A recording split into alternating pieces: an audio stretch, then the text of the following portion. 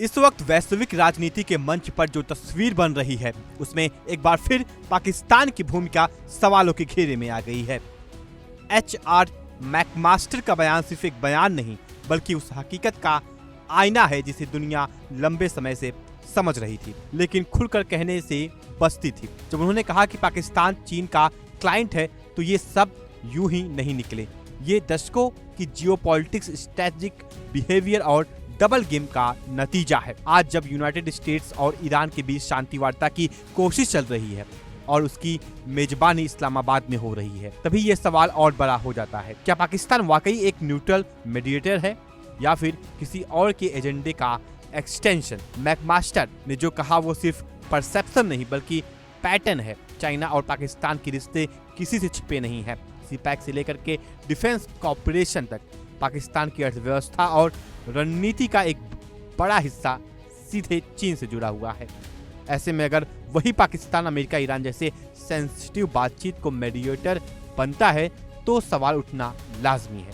क्या वो निष्पक्ष रह पाएगा या फिर उसके फैसले में कहीं न कहीं बीजिंग का शैडो दिखेगा? सबसे बड़ा झटका तब लगा जब डोनाल्ड ट्रंप ने इस्लामाबाद में होने वाले वार्ता के दूसरे दौर को अचानक रद्द कर दिया। यह सिर्फ एक डिप्लोमेटिक मूव नहीं था बल्कि एक संकेत था कि अमेरिका को भी इस पूरे सेटअप पर भरोसा नहीं है। और भरोसा क्यों नहीं है? क्योंकि पाकिस्तान का ट्रैक रिकॉर्ड साफ नहीं है। एक तरफ वो खुद को शांति का दूत बताता है, दूसरी तरफ उस पर लंबे समय से ये आरोप लगते रहे हैं कि वो अपने स्ट्रेटेजिक हितों के लिए दोहरी नीति अपनाता है।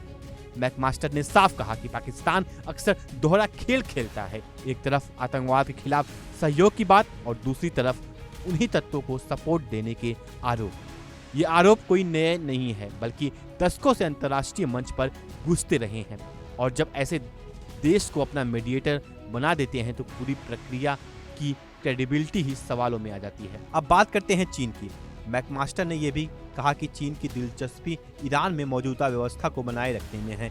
क्यों? क्योंकि ईरान चीन के लिए सिर्फ एक देश नहीं बल्कि एनर्जी, सिक्योरिटी और रीजनल इन्फ्लुएंस का बड़ा सोर्स है।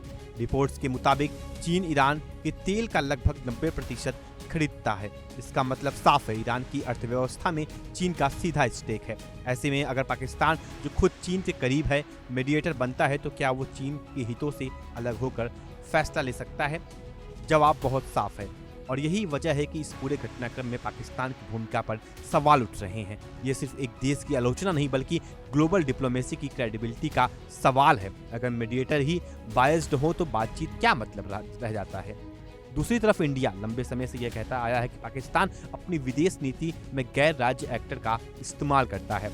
मैकमास्टर का बयान कहीं न कहीं भारत की इस स्टैंड को भी वैलिडेट करता है। उन्होंने साफ कहा कि 1940 के दशक के बाद से पाकिस्तान ने आतंकवादी संगठनों को अपने फॉरेन पॉलिसी का टूल बनाया है। ये स्टेटमेंट बहुत बड़ा है। इसका इम्पैक्ट सिर्फ साउथ एशिया तक सीमित नहीं है बल्कि ग्लोबल परसेप्शन को प्रभावित करता है। अब सवाल ये उठता है कि आगे क्या पाकिस्तान अपनी छवि सुधार पाएगा या फिर ऐसे बयान उसकी क्रेडिबिलिटी को और कमजोर करेंगे?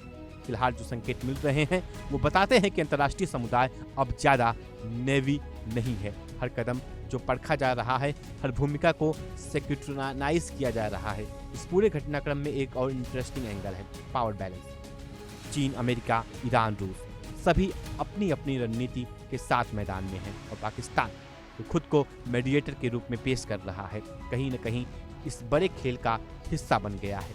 लेकिन फर्क ये है कि बाकी देश अपने हितों को ओपनली पर्स करते हैं जबकि पाकिस्तान का आरोप है कि वो पर्दे के पीछे अलग खेल खेलता है और यही बात उसे सबसे ज़्यादा नुकसान पहुंचाती है क्योंकि ग्लोबल पॉलिटिक्स में क्रेडिबिलिटी ही सबसे बड़ी करेंसी होती है। अगर वो खो गई तो फिर कोई भी आपको सीरियसली नहीं लेता, चाहे आप कितने भी कोशिश कर लेते हैं। अंत में ये कहना गलत नहीं होगा, मैकमास्टर का बयान एक वेकअप कॉल है, सिर्फ पाकिस्तान के लिए नहीं बल्कि पूरी इंटरनेशनल कम्युनिटी के लिए। क्योंकि अगर मीडिएशन जैसी सेंसिटिव प्रक्रिया में भी ट्रांसपेरेंसी और न्यूट्रलिटी नहीं होगी तो शांति की उम्मीद करना मुश्किल हो जाएगा। इसलिए अब नजरें इस बात पर हैं कि आगे क्या होगा। क्या पाकिस्तान अपनी भूमिका को रेडिफाइड कर पाएगा? क्या अमेरिका और ईरान किसी नए मंच पर बातचीत करेंगे या फिर ये पूरा मामला एक और जियोपॉलिटिक स्टेलमेट बनकर रह जाएगा? एक बात तो तय है, दुनिया अब पहले जैसी नहीं रही। हर चाल, हर बयान, हर रणनीति तुरंत डिसेक्ट होती है और ऐसे में जो देश साफ और मजबूत स्टैंड नहीं ले पाती वो खुद ही अपने क्रेडिबिलिटी क्राइसिस के शिकार हो जाते हैं। फिलहाल हमारे इस खास वीडियो में इतना ही इस खबर को लेकर के और पाकिस्तान की भूमिका को लेकर के आप क्या कुछ सोचते हैं अपना राय कमेंट सेक्शन में जरूर साझा करें। वीडियो अच्छी लगी हो तो वीडियो को लाइक करें और चैनल को प्लीज सब्सक्राइब करना ना भूलें। तब तक के लिए नमस्कार। देखिए इंडिया डेली 24/7 अब आपकी स्मार्ट टीवी पर। इंडिया डेली मौजूद है सभी डिजिटल प्लेटफॉर्म पर लाइव और लगातार। इंडिया डेली 24/7 हर दिन राष्ट्र को समर्पित।